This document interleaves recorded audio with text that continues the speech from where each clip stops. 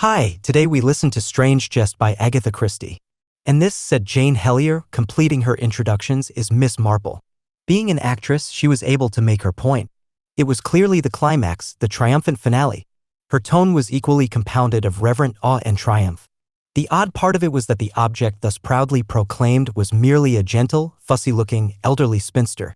In the eyes of the two young people who had just, by Jane's good offices, made her acquaintance, there showed incredulity and a tinge of dismay. They were nice-looking people, the girl, Charmian Stroud, slim and dark, the man, Edward Rossiter, a fair-haired, amiable young giant. Charmian said a little breathlessly, "Oh, we're awfully pleased to meet you." But there was doubt in her eyes. She flung a quick, questioning glance at Jane Hellier. "Darling," said Jane, answering the glance, "she's absolutely marvelous. Leave it all to her. I told you I'd get her here and I have." She added to Miss Marple, "You'll fix it for them, I know. It will be easy for you." Miss Marple turned her placid, china-blue eyes towards Mr. Rossiter. "Won't you tell me," she said, "what all this is about?" "Jane's a friend of ours," Charmian broke in impatiently. "Edward and I are in rather a fix. Jane said if we would come to her party, she'd introduce us to someone who could. Edward came to the rescue. Jane tells us you're the last word in sleuths, Miss Marple." The old lady's eyes twinkled, but she protested modestly. "Oh, no. Nothing of the kind. It's just that living in a village as I do, one gets to know so much about human nature. But really, you have made me quite curious. Do tell me your problem." "I'm afraid it's terribly hackneyed, just buried treasure," said Edward. "Indeed? But that sounds most exciting." "I know. Like Treasure Island. But our problem lacks the usual romantic touches. No point on a chart indicated by a skull and crossbones, no directions like 4 paces to the left, west by north. It's horribly prosaic, just where we ought to dig. Have you tried it all?" "I should say we dug about 2 solid square acres. The whole place is ready to be turned into a market garden. We're just discussing whether to grow vegetable marrows or potatoes." Charmian said rather abruptly, "May we really tell you all about it?" "But of course, my dear. Then let's find a peaceful spot. Come on, Edward." She led the way out of the overcrowded and smoke-laden room, and they went up the stairs to a small sitting room on the 2nd floor. When they were seated, Charmian began abruptly. "Well, here goes. The story starts with Uncle Matthew, uncle, or rather great-great-uncle, to both of us. He was incredibly ancient. Edward and I were his only relations. He was fond of us and always declared that when he died he would leave his money between us. Well, he died last March and left everything he had to be divided equally between Edward and myself. What I've just said sounds rather callous. I don't mean that it was right. That he died, actually we were very fond of him. But he'd been ill for some time. The point is that the everything he left turned out to be practically nothing at all. And that frankly was a bit of a blow to us both, wasn't it, Edward?" The amiable Edward agreed. "You see," he said, "we counted on it a bit. I mean, when you know a good bit of money is coming to you, you don't, well, buckle down and try to make it yourself. I'm in the army, not got anything to speak of outside my pay, and Charmian herself hasn't got a bean. She works as a stage manager in a repertory theater, quite interesting, and she enjoys it, but no money in it. We counted on getting married, but weren't worried about the money side of it because we both knew we'd be jolly well off someday. And now you see we're not," said Charmian. "What's more, Anstey's, that's the family place, and Edward and I both love it, will probably have to be sold. And Edward and I feel we just can't bear that. But if we don't find Uncle Matthew's money, we shall have to sell." Edward said, "You know, Charmian, we still haven't come to the vital point." "Well, you talk then." Edward turned to Miss Marple. "It's like this, you see. As Uncle Matthew grew older, he got more and more suspicious. He didn't trust anybody." "Very wise of him," said Miss Marple. "The depravity of human nature is unbelievable." "Well, you may be right. Anyway, Uncle Matthew thought so. He had a friend who lost his money in a bank and another friend who was ruined by an absconding solicitor, and he lost some money himself in a fraudulent company. He got so that he used to hold forth at great length that the only safe and sane thing to do was to convert your money into solid bullion and bury it." "Ah," said Miss Marple. "I begin to see." "Yes. Friends argued with him, pointed out that he'd get no interest that way, but he held that that didn't really matter. The bulk of your money, he said, should be kept in a box under the bed or buried in the garden. Those were his words." Charmian went on. "And when he died, he left hardly anything at all in securities, though he was very rich. So we think that that's what he must have done." Edward explained. "We found that he had sold securities and drawn out large sums of money from time to time, and nobody knows what he did with them. But it seems probable that he lived up to his principles and that he did buy gold and bury it. He didn't say anything before he died? Leave any paper? No letter. That's the maddening part of it. He didn't. He'd been unconscious for some days, but he rallied before he died. He looked at us both and chuckled, a faint, weak little chuckle. He said, "You'll be all right, my pretty pair of doves." And then he tapped his right eye and winked at us. And then he died. Poor old Uncle Matthew. He tapped his eye, said Miss Marple thoughtfully. Edward said eagerly, "Does that convey anything to you?" It made me think of an Arsène Lupin story where there was something hidden in a man's glass eye. But Uncle Matthew didn't have a glass eye. Miss Marple shook her head. "No, I can't think of anything at the moment." Charmian said disappointedly, "Jane told us you'd say at once where to dig." Miss Marple smiled. "I'm not quite a conjurer, you know. I didn't know your uncle or what sort of man he was, and I don't know the house or the grounds." Charmian said, "If you did know them? Well, it must be quite simple, really, mustn't it?" said Miss Marple. "Simple," said Charmian. "You come down to Auntie's and see if it's simple." It is possible that she did not mean the invitation to be taken seriously, but Miss Marple said briskly, "Well, really, my dear, that's very kind of you. I've always wanted to have the chance of looking for buried treasure." And, she added, looking at them with a beaming, late Victorian smile, with a love interest too. "You see," said Charmian, gesturing dramatically. They had just completed a grand tour of Auntie's. They had been round the kitchen garden, heavily trenched. They had been through the little woods where every important tree had been dug round and had gazed sadly on the pitted surface of the once smooth lawn. They had been up to the attic where old trunks and chests had been rifled of their contents. They had been down to the cellars where flagstones had been heaved unwillingly from their sockets. They had measured and tapped walls, and Miss Marple had been shown every antique piece of furniture that contained or could be suspected of containing a secret drawer. On a table in the morning room there was a heap of papers, all the papers that the late Matthew Stroud had left. Not one had been destroyed, and Charmian and Edward were wont to return to them again and again, earnestly perusing bills, invitations, and business correspondence in the hope of spotting a hitherto unnoticed clue. "Can you think of anywhere we haven't looked?" demanded Charmian hopefully. Miss Marple shook her head. "You seem to have been very thorough, my dear. Perhaps, if I may say so, just a little too thorough. I always think, that one should have a plan. It's like my friend, Mrs. Eldridge. She had such a nice little maid, polished linoleum beautifully, but she was so thorough that she polished the bathroom floor too much. And as Mrs. Eldridge was stepping out of the bath, the cork mat slipped from under her, and she had a very nasty fall and actually broke her leg. Most awkward, because the bathroom door was locked, of course, and the gardener had to get a ladder and come in through the window. Terribly distressing to Mrs. Eldridge, who had always been a very modest woman." Edward moved restlessly. Miss Marple said quickly, "Please forgive me. So apt, I know, to fly off at a tangent. But one thing does remind one of another, and sometimes that is helpful. All I was trying to say was that perhaps if we tried to sharpen our wits and think of a likely place." Edward said crossly, "You think of one, Miss Marple. Charmian's brains and mine are now only beautiful blanks. Dear, dear? Of course, most tiring for you. If you don't mind, I'll just look through all this." She indicated the papers on the table. "That is, if there's nothing private, I don't want to appear to pry." "Oh, that's all right, but I'm afraid you won't find anything." She sat down by the table and methodically worked through the sheaf of documents. As she replaced each one, she sorted them automatically into tidy little heaps. When she had finished, she sat staring in front of her for some minutes. Edward asked, not without a touch of malice, "Well, Miss Marple?" Miss Marple came to herself with a little start. "I beg your pardon." "Most helpful. You found something relevant?" "Oh, no, nothing like that, but I do believe I know what sort of man your Uncle Matthew was. Rather like my own Uncle Henry, I think. Fond of rather obvious jokes. A bachelor, evidently. I wonder why, perhaps an early disappointment. Methodical up to a point, but not very fond of being tied up, so few bachelors are." Behind Miss Marple's back, Charmian made a sign to Edward. It said, "She's gaga." Miss Marple was continuing happily to talk of her deceased Uncle Henry. Very fond of puns, he was. And to some people, puns are most annoying. A mere play upon words may be very irritating. He was a suspicious man, too. Always was convinced the servants were robbing him. And sometimes, of course, they were, but not always. It grew upon him, poor man. Towards the end, he suspected them of tampering with his food and finally refused to eat anything but boiled eggs. Said nobody could tamper with the inside of a boiled egg. Dear Uncle Henry, he used to be such a merry soul, at one time very fond of his coffee after dinner. He always used to say, "This coffee is very Moorish," meaning, that he'd like a little more. Edward felt that if he heard any more about Uncle Henry he'd go mad.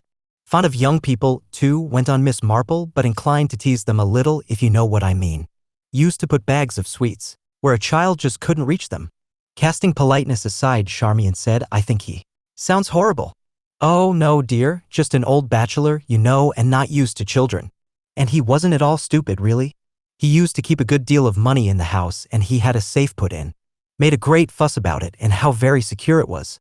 As a result of his talking so much, burglars broke in one night and actually cut a hole in the safe with a chemical device." "Served him right," said Edward. "Oh, but there was nothing in the safe," said Miss Marple.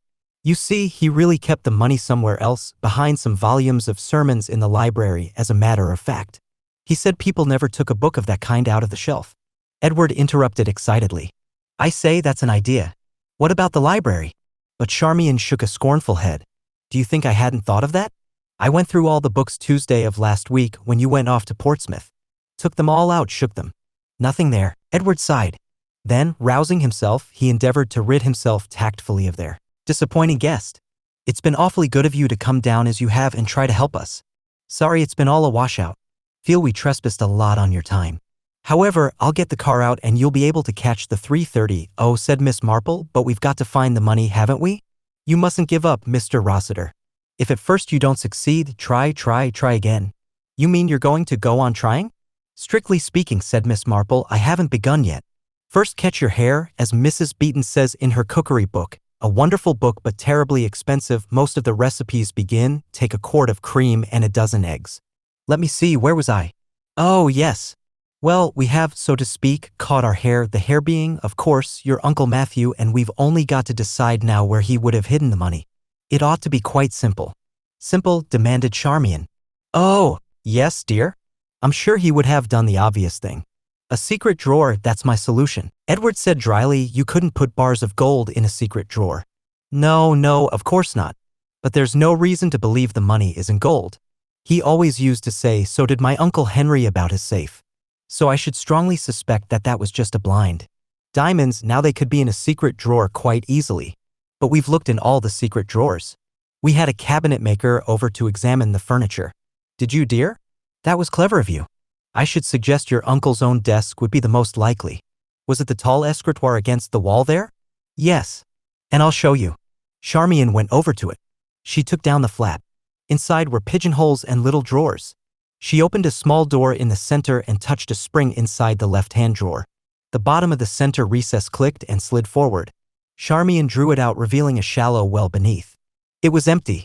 "Now isn't that a coincidence?" exclaimed Miss Marple. "Uncle Henry had a desk just like this, only his was walnut and this is mahogany." "At any rate," said Charmian, "there's nothing there, as you can see." "I expect," said Miss Marple, "your cabinet maker was a young man. He didn't know everything. People were very artful when they made hiding places in those days. There's such a thing as a secret inside a secret." She extracted a hairpin from her neat bun of gray hair. Straightening it out, she stuck the point into what appeared to be a tiny wormhole in one side of the secret recess. With a little difficulty, she pulled out a small drawer. In it was a bundle of faded letters and a folded paper. Edward and Charmian pounced on the find together.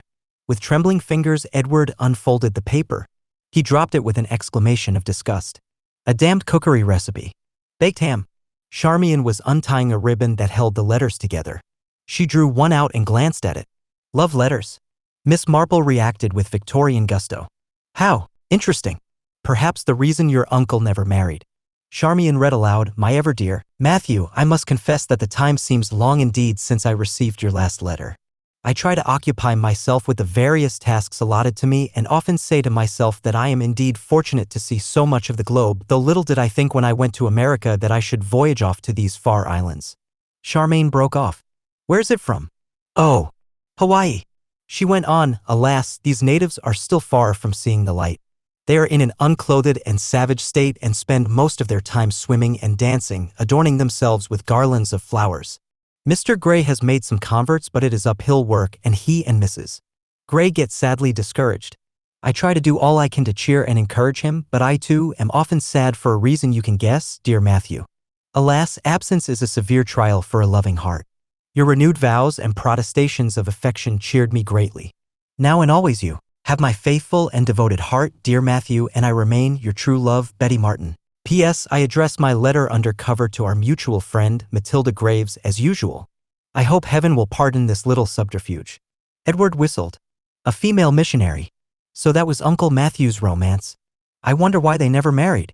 She seems to have gone all over the world, said Charmian, looking through the letters. Mauritius, all sorts of places. Probably died of yellow fever or something. A gentle chuckle made them start. Miss Marple was apparently much amused. Well, well, she said. Fancy that now. She was reading the recipe for baked ham. Seeing their inquiring glances, she read out baked ham with spinach. Take a nice piece of gammon, stuff with cloves, and cover with brown sugar. Bake in a slow oven. Serve with a border of pureed spinach. What do you think of that now? I think it sounds filthy, said Edward. No, actually it would be very good, but what do you think of the whole thing? A sudden ray of light illuminated Edward's face. Do you think it's a code, cryptogram of some kind? He seized it. Look here, Charmian, it might be, you know. No reason to put a cooking recipe in a secret drawer otherwise. Exactly, said Miss Marple. Very, very significant. Charmian said, I know what it might be, invisible ink. Let's heat it. Turn on the electric fire. Edward did so, but no signs of writing appeared under the treatment. Miss Marple coughed. I really think, you know, that you're making it rather too difficult. The recipe is only an indication, so to speak. It is, I think, the letters that are significant. The letters. Especially, said Miss Marple, the signature. But Edward hardly heard her. He called excitedly Charmian. Come here. She's right. See, the envelopes are old, right enough, but the letters themselves were written much later. Exactly, said Miss Marple. They're only fake old. I bet anything old Uncle Matt faked them himself, precisely, said Miss Marple. The whole thing's a sell. There never was a female missionary. It must be a code. My dear, dear children, there's really no need to make it all so difficult. Your uncle was really a very simple man. He had to have his little joke. That was all. For the first time, they gave her their full attention. Just exactly what do you mean, Miss Marple? Asked Charmian. I mean, dear, that you're actually holding the money in your hand this minute.